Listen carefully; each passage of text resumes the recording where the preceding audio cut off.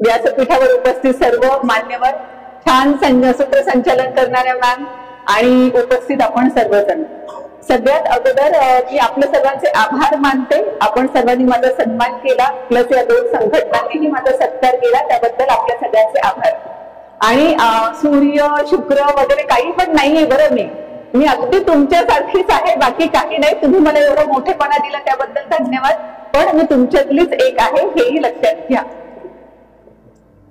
सगळेजण नोकऱ्यांसाठी प्रयत्न करत असताना शासन प्रयत्न करत आहे की नोकऱ्या इतक्या उपलब्ध असणार नाही, त्यापेक्षा तुम्ही स्वतः तुमच्या पायावर उभे राहा आणि इतरांना नोकरी देण्यासाठी कदाचित तुम्ही प्रयत्न करू शकाल.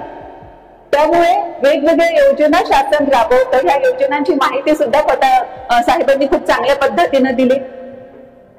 हे सगळं चालू असताना माझं मन थेट 1890 मध्ये गेलं. आता आपण 2025 मध्ये आहोत.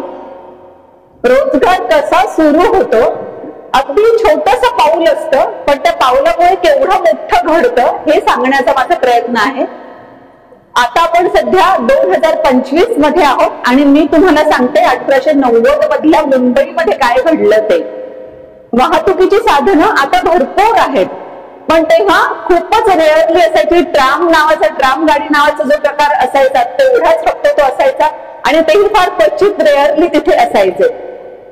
अशा परिस्थितीमध्ये या 1890 मधल्या ऑफिसेसचं काम कसं चालायचं, सगळेजण सकाळी कार्यालयामध्ये जायचे, दुपारी जेवणासाठी घरी जायचे, मग जेवण झाल्यावर ऑफिसमध्ये यायचे आणि मग पुन्हा ऑफिसचं काम चालू असायचं. घरी जाऊन लंच करून परत येणं याच्यामध्ये भरपूर वेळ जायचा. या सगळ्या प्रकारामध्ये एक जण असा होता की त्याला ते त्रासदायक वाटायचं की माझा वेळ वाया जातो, मला घरी जायचं आहे, जेवण करायचं आहे, परत यायचं आहे, किमान 1.5 तास माझा वाया जातो, यावर काहीतरी उपाय शोधला पाहिजे. आणि त्यांच्या मदतीला लगेच त्यांचा शिपाई आला आणि त्यांनी असं सांगितलं की आपण असं करत जाऊ, तुम्ही ऑफिसमध्ये जेवण करत जा, तुमचा जाण्या येण्यातला वेळ मी वाचवेन आणि मी स्वतः तुमच्या घरी जाऊन तुमचा डब्बा घेऊन येईन आणि गरमागरम डब्बा पण तुम्हाला मिळेल, जाण्या येण्यातला वेळ वाचलेला असेल आणि तुम्हाला ऑफिसचं काम सुद्धा व्यवस्थित करता येईल. आपण सगळ्यांनी पाहिलेला असेल किंवा त्या सिनेमाबद्दल ऐकलेलं असेल, मुंबईचा डबेवाला. हा मुंबईचा डबेवाला कधी सुरू झाला? 1890 मध्ये त्या शिपायाच्या माध्यमातून सुरू झाला आणि त्याच्यानंतर ती कन्सेप्ट सगळ्यांनाच आवडली की खरंच आपला जाण्या येण्यातला वेळ वाचतो. 1890 मध्ये एका माणसापासून, एका शिपायापासून सुरू झालेला हा प्रवास आज केवढा मोठा झालाय बघतो आपण. आणि याचा फायदा टाळ्या वाजवायचं वाजवू शकता, कारण ऍक्युप्रेशर पॉइंट वाढतात त्याचा फायदा कोणाला झाला हे बघितलं तर लक्षात येतं त्या गोष्टीचं महत्व खरंच किती आहे ते. म्हणजे आता ह्या लोकांचा जाण्या येण्यातला वेळ पूर्ण वाचला आहे. मुंबई आज एवढं विस्तारलेलं आहे आणि अंतर प्रत्येकच ठिकाणावर एवढं जास्त आहे ऑफिसेसचं की लंच साठी घरी जाऊन परत येणं पॉसिबलच नाही.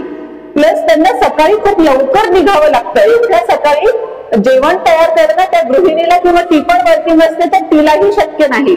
अशा परिस्थितीमध्ये सुमारे 2 लाख लोकांपर्यंत दररोज घरचा गरमागरम डब्बा पोहोचवण्याचं काम ही मुंबईची डबेवाली मंडळी करतात.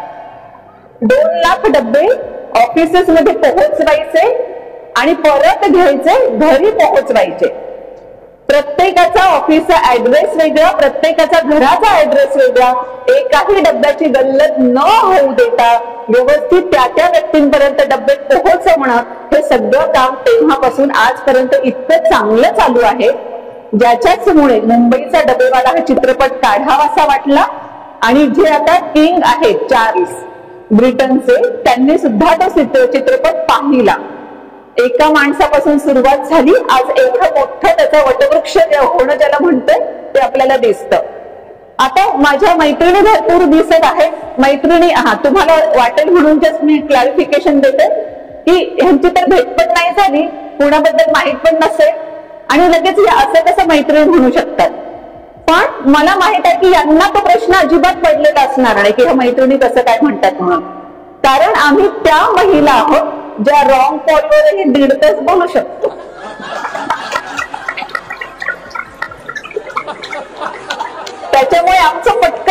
होतं. आम्हाला नावं माहीत असण्याची पण गरज नसते. जवळजवळ आम्ही बसलो की आरामशीर गप्पा मारतो सगळ्या, त्याच्यामुळे मैत्रिणी म्हटलं. म्हणून तुमच्या संदर्भातलंही एक उदाहरण देईल. सुरुवात किती छोटी होते आणि वटवृक्ष केवढा मोठा होतो हे सांगण्याचा माझा प्रयत्न आहे. लिज्जत पापड जेव्हा सुरू झालं, कोणीच असं असणार नाही ज्यांना लिज्जत पापड माहित नाही. हे लिज्जत पापड जेव्हा सुरू झालं, काही महिलांनी एकत्र येऊन काढलं, तेव्हा त्यांचं भांडवल होतं 80 रुपये.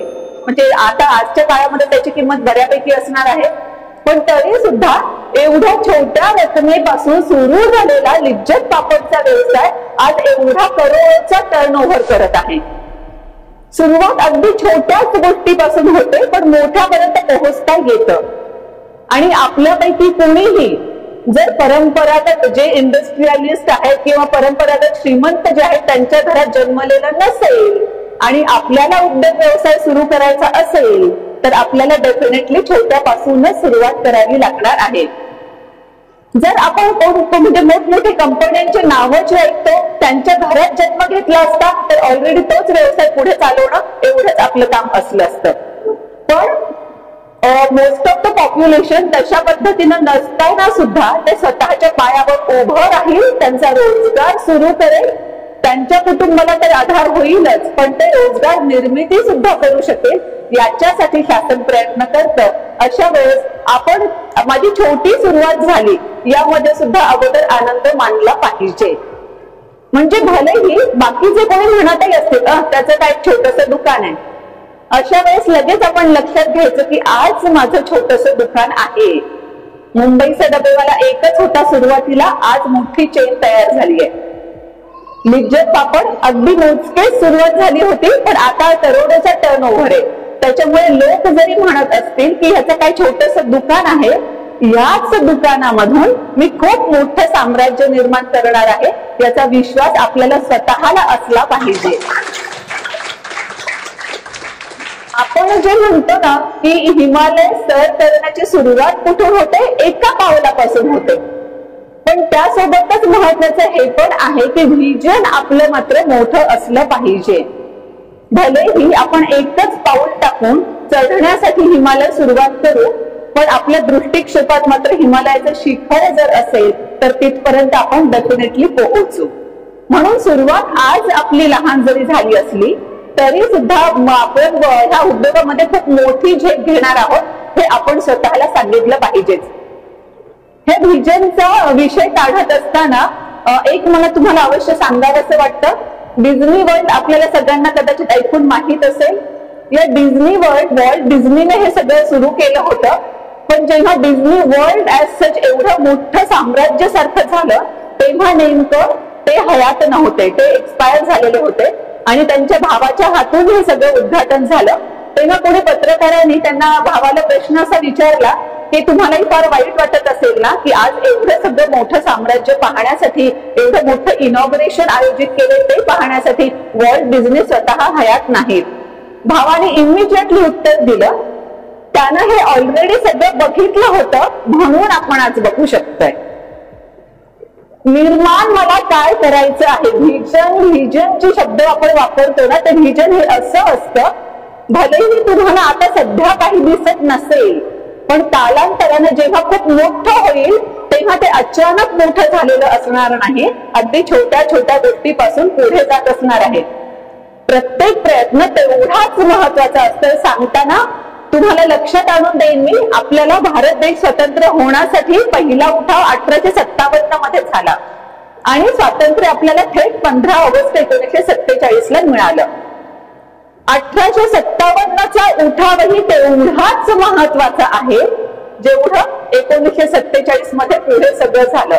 कारण अशा रीतीने एक एक घटना घडत घडत घडत आपण स्वातंत्र्यापर्यंत येऊन पोहोचलो. त्याच पद्धतीनं आपल्याही उद्योग व्यवसायामध्ये आपण जर ते विजन ठेवलं की मला खूप पुढे जायचं आहे, तर एक एक सुधारणा करत प्रॅक्टिकल प्रॉब्लेम्स काय येतात ते लक्षात घेऊन त्याच्यामध्ये सोल्युशन्स काढत आपण पुढेपर्यंत अवश्य जाऊ शकतो. बरेचदा मुद्दा मला असा जाणवतो, जेव्हा मी असंच काही जणांमध्ये वावरते तेव्हा कोणी सांगत असतं की आमची आर्थिक परिस्थिती ठीक नाही, आम्ही कसं करणार आहे, किंवा मी ग्रामीण भागामध्ये राहतो, मला काही तिथे सुविधा मिळत नाहीत, मी कसं करणार आहे, माझ्याकडे लाईट नाही, मग अशा परिस्थितीमध्ये अभ्यास कसा करणार आहे, वगैरे वगैरे वगैरे. प्रॉब्लेम्स भरपूर असतील, पण मार्ग जर आपल्याला काढायचा असेल तर डेफिनेटली आपल्याला तो मार्ग काढता येतो. लांबडीपल्ली नावाचं एक छोटस दुसऱ्या राज्यातलं अगदी दुर्गम भागामधलं ते गाव, आणि या गावामध्ये एक श्रीकांत नावाचा एमटेक झालेला तरुण होता. एमटेक झाला, शहरामध्ये तो गेला, नोकरीची अशीच मारामार होती, काय करायचं म्हणून पुन्हा गावाकडे आला. पण काहीतरी तर करायचं, हताश होऊन थांबायचं नाही ना. तो थांबू शकला असता की काय मला नोकरी मिळत नाही, मी प्रयत्न केला, काही करता येत नाही, गाव आमचं दुर्गम आहे, पुन्हा इथे काय रोजगाराच्या संधी आहेत वगैरे वगैरे असं म्हणत तो रडत बसू शकला असता. तो रडत बसला असता तर आपल्या कुणाच्या आयुष्यावर काही फरक पडला असता? काहीच नाही. फरक कुणाच्या आयुष्यावर पडला असता? त्याच्या स्वतःच्या आणि त्याच्या कुटुंबाच्या आयुष्यावर पडला असता. म्हणून त्यानं काय केलं, युट्यूब चॅनल सुरू केलं, ज्यामध्ये माय व्हिलेज शो हा शो त्यानं सुरू केला. आणि काय दाखवायचा तो? जस्ट या दुर्गम गावामध्ये जे काही होतं ते सगळं तो दाखवायचा. मग तिथलीच कुठली तरी काम करणारी आजी असेल, तिथलंच कुठलं तरी काम करणारे कोणी काका असतील, यांचंही सगळं तो शूटिंग करायचा आणि ते चॅनल चालवायचा. दुर्गम भागामध्ये इंटरनेटचा प्रॉब्लेम आल्यावर काय होतं या संदर्भातला त्यानं एक व्हिडिओ केला, आणि तो एवढा व्हायरल झाला की एवढ्या दुर्गम भागामध्ये युट्यूबची स्वतःची टीम तिथे आली आणि त्यांनी त्याच्यावर डॉक्युमेंटरी तयार केली. मग संधी नाही हे म्हणता येण्यासारखं आहे का? संधी असते, आपल्याला ती शोधावी लागते, त्याच्यासाठी प्रयत्न करावा लागतो.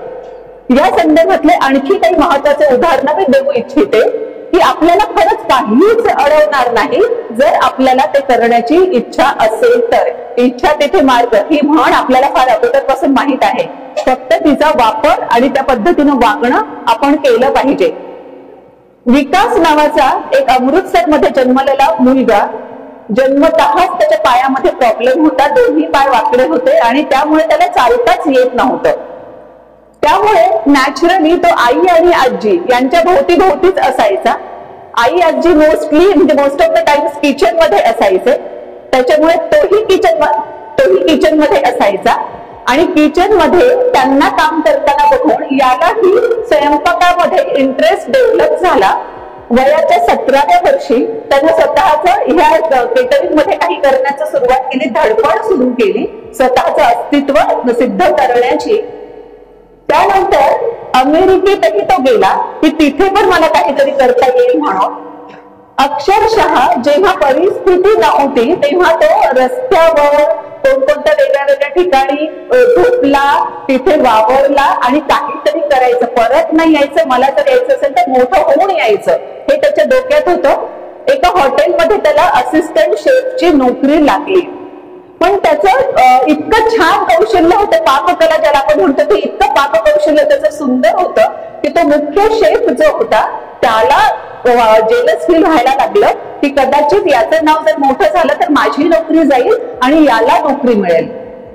जेलसी काय असते आणि कुठल्या हद्दीपर्यंत जाऊ शकते बघा. एकदा हा विकास झोपलेला होता तेव्हा त्यानं अक्षरशः त्याच्या दोन्ही हातावर हाताने खूप वार केले जेणेकरून त्याला हाताने कामच करता येऊ नये.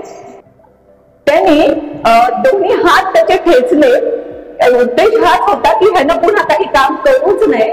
आणि तो विकास असं म्हणतो की त्याच रात्री माझं आयुष्याचं ध्येय ठरलं की मला नेस्तनाबूद करण्यासाठी एवढे प्रयत्न केले जात असतील तर आता मात्र मी खूप मोठा होऊनच दाखवेन.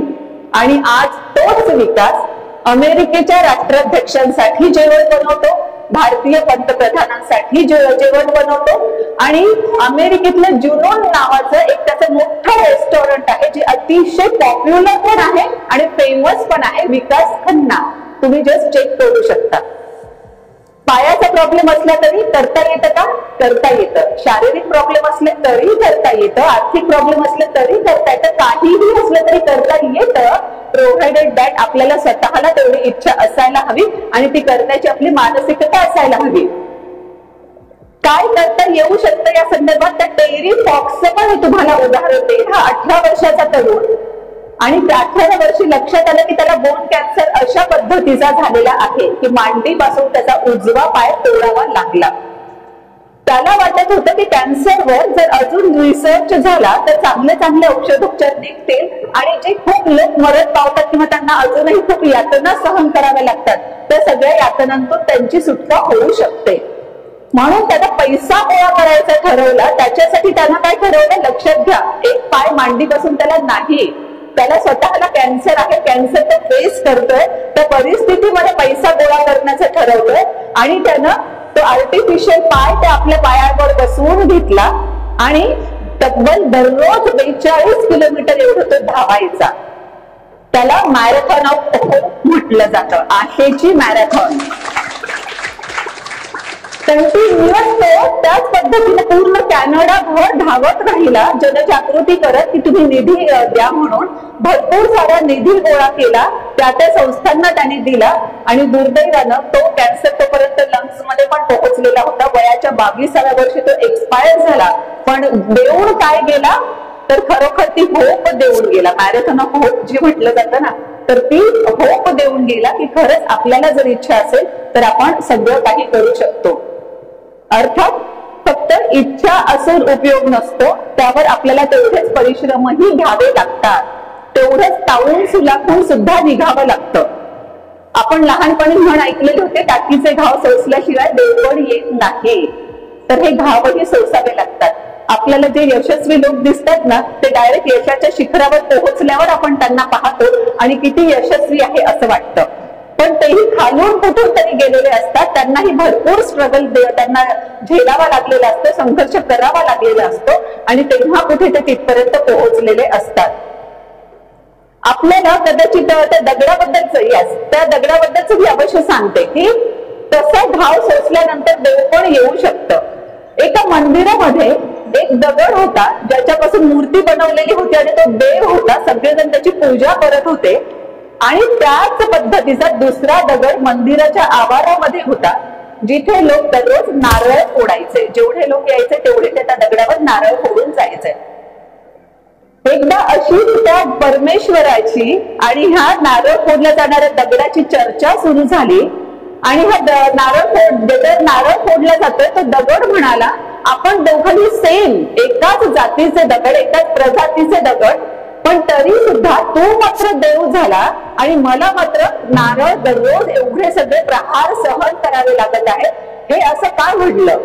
तेव्हा परमेश्वरानं उत्तर दिलं, खरं तर ज्या माणसानं देवाला मला निर्माण केलं त्या माणसानं अगोदर तुलाच हातात घेतलं होतं. त्याला तुझ्यातूनच देव निर्माण करायचा होता, पण तू लगेच इतका त्रास द्यायला सुरुवात केलंस, इतकी नाराजी व्यक्त करायला सुरुवात केली. तो जेव्हा चिमणी हातोड्याचे घाव तुझ्यावर घालत होता तुला आकार देण्यासाठी, तेव्हा एकही घाव सहन करणं तुझ्यातून शक्यच नव्हतं. म्हणून तू त्याला विनंती केलीस की मला नको बनवू दे, मला देव बनवू नको, देव नाही बनलं तरी चालेल पण एवढं सगळं मला सहन करायचं नाहीये. मग शेवटी त्यानं मला हातात घेतलं आणि मी त्याला सांगितलं की ठीक आहे, तू कितीही चिमणी हातोडी मार, पण जर मला देव बनता येत असेल तर माझ्यातून तू अवश्य दगड काढ, देव काढ. परिणाम काय झाला? या दगडानं अगोदर खूप घाव सोसले, आता देव आहे, सगळेजण त्याच्या पाया पडतात, त्याला स्वतःला काहीच त्रास नाही. यानं अगोदर संघर्ष झेलण्यासाठी नकार दिला, आता त्याला दररोजचा संघर्ष आहे, दररोज नारळ इतके सगळे त्याच्यावर फोडले जाणार.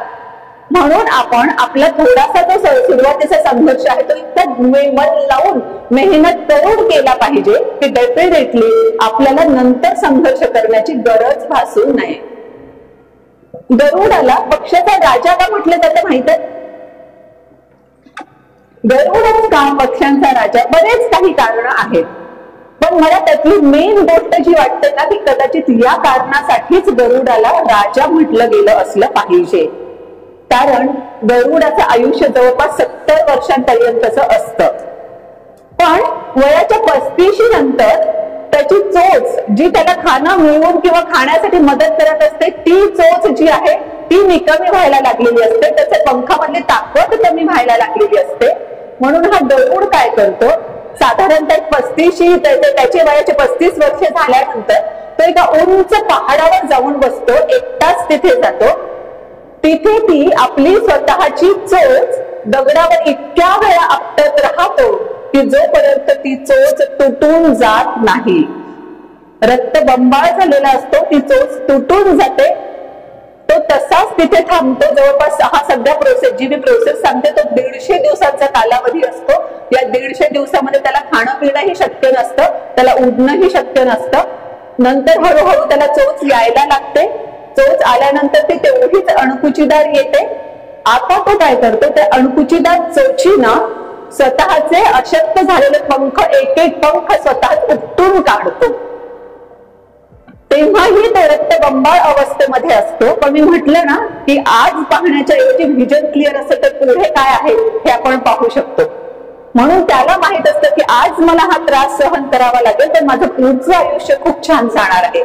सगळेचे सगळे पंख तो उपटून टाकतो. तसाच रक्तबंबाळ असतो, त्याला खायला प्यायला काहीही मिळालेलं नसतं. नंतर हळूहळू पंख उगवायला लागतात, पंख सगळे छान येतात, त्याचे पाय सुद्धा आता छान झालेले असतात. आणि मग पुन्हा एकदा तो आकाशात जी झेप घेतो ती एवढ्या उंच जाते की सगळे पक्षी सुद्धा अगदी खालून उडत असतात आणि आकाशामध्ये सगळ्यात उंच फिरणारा तो एकटाच असतो. त्रास सहन करावा लागतो सुरुवातीला. आपणही जेव्हा आपला स्वतःसाठी रोजगार निर्माण केलेला असेल, स्वतःच काहीतरी आपण केलेलं असेल की इथून मला अर्थार्जन करायला सुरुवात करायची आहे, सुरुवातीला परिश्रम करावे लागतील. स्टेबल होईपर्यंत परिश्रम करावेच लागतात.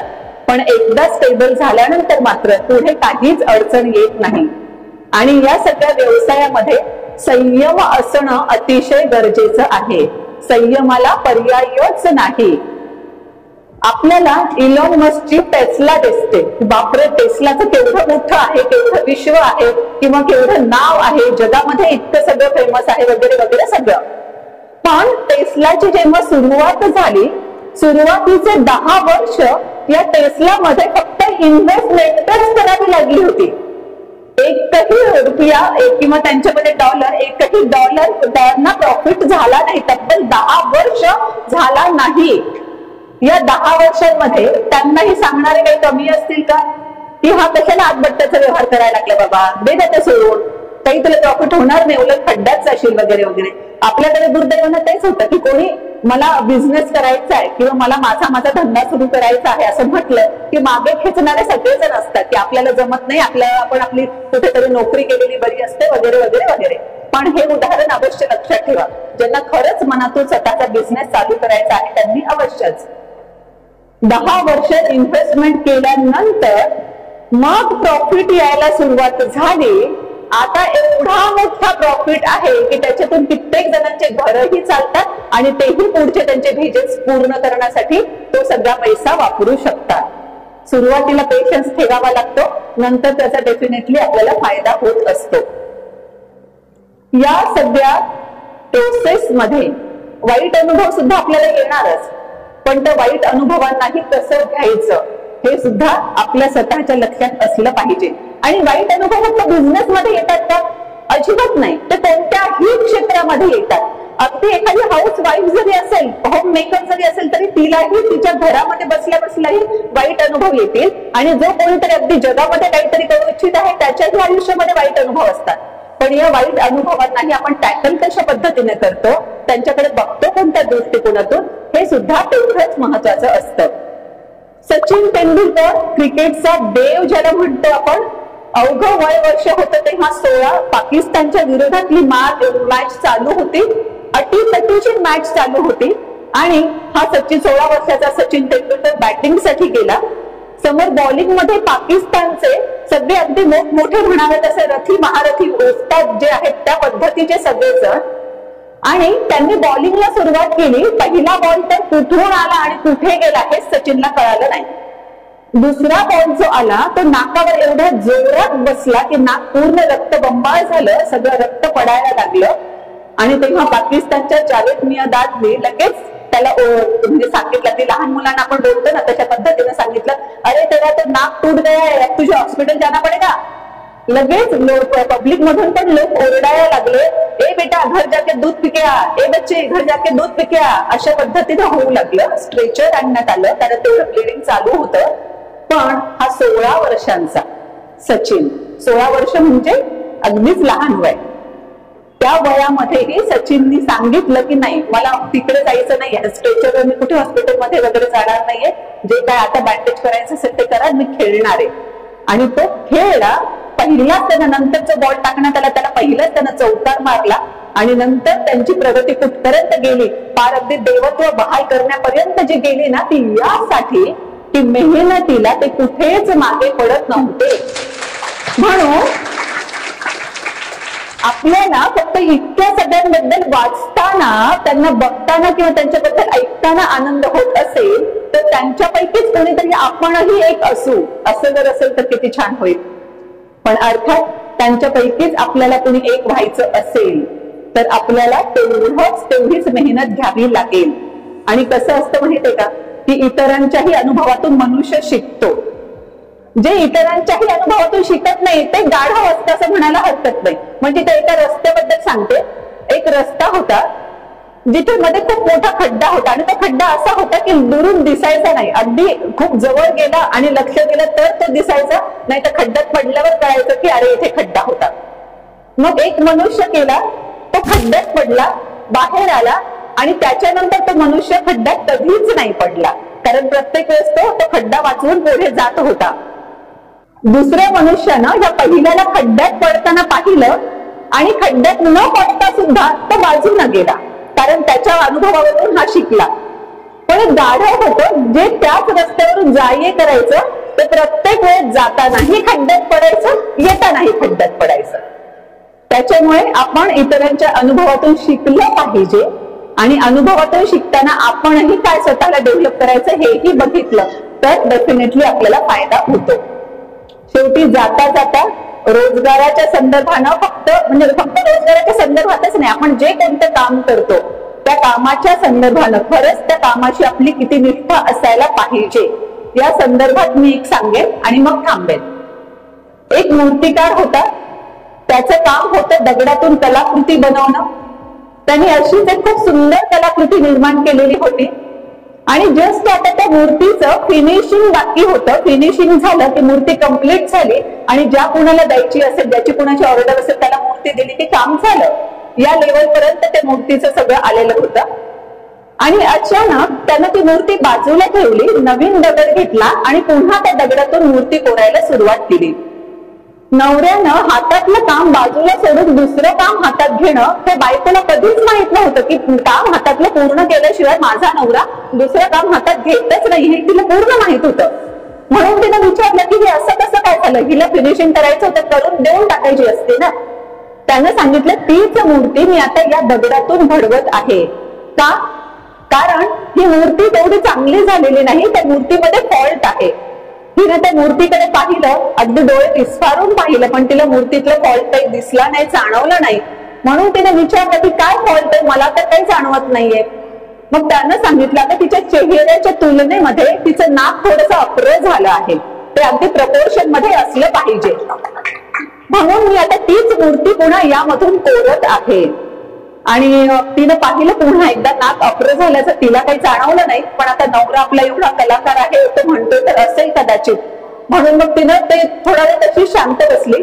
मग एकदम तिला काहीतरी वाटलं म्हणून तिनं प्रश्न विचारला, ह्या मूर्तीची स्थापना कुठे केली जाणार आहे? आणि त्यानं सांगितलं, अगं आपलं तर तिकडचं मंदिर नाही का, त्या मंदिराच्या समोरची वेस नाही का, त्या वेशीच्या वर या मूर्तीची स्थापना केली जाणार आहे.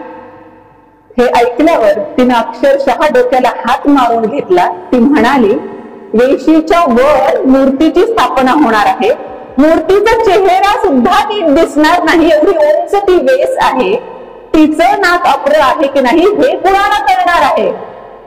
त्याने उत्तर काय दिलं, कुणाला कळतं की नाही हा माझ्यासाठी प्रश्नच नाही, मुद्दाच नाही. आपण जे काम करतो त्या कामाशी तेवढीच निष्ठा आपली असेल तर डेफिनेटली आपण ती कमिटमेंट जेव्हा त्याची दिलेली असते तेव्हा प्रत्येक काम आपल्या हातून अतिशय चांगलं होत असतं. प्लस लक्षात हेही ठेवायला हवं की जेवढा वेळ आपण त्या कामासाठी देत असतो त्या प्रत्येक वेळेमुळे आपल्याला ते तिथलं कौशल्य अधिक जास्त चांगल्या पद्धतीने वाढत असतं. म्हणून हे सगळं कौशल्य वाढवत असताना कमिटमेंट ठेवत जेव्हा आपण काम करू तेव्हा आपल्यासारखा रोजगार आपणच खरं निर्माण केला किंवा आपल्याला स्वतःला जे करायचं आहे ते बरोबर चांगल्या पद्धतीनं केलं याची खात्री आपल्याला वाटू शकते. आणि मग फक्त स्वयंरोजगार नव्हे तर इतरांनाही रोजगार देण्यासाठी आपण आपला बिझनेस सुरू केलेला असेल. व्हिजन मात्र तेवढंच मोठं असेल. आपल्यापैकी जे अशा रीतीनं स्वयंरोजगाराला जाऊ इच्छितात किंवा पुढचंही प्रशिक्षण घेऊन आणखी काही करू इच्छितात त्या सगळ्यांना शुभेच्छा. नितीनजींनी ते खूप छान सांगितलं की अगदी इथे 22 वर्षाचा तरुण आणि 51 वर्षाचे गृहस्थ ह्या दोघांची पण मैत्री छान आहे. एवढ्या खेळीमेळीच्या वातावरणामध्ये तुम्ही शिकत असाल तर ते शिकणं नक्कीच आनंददायी असेल याचीही मला खात्री आहे. आणि ज्या माझ्या मैत्रिणींचा सत्कार होणार आहे त्यांचंही मी अभिनंदन करते आणि इथेच थांबते. Thank you so much.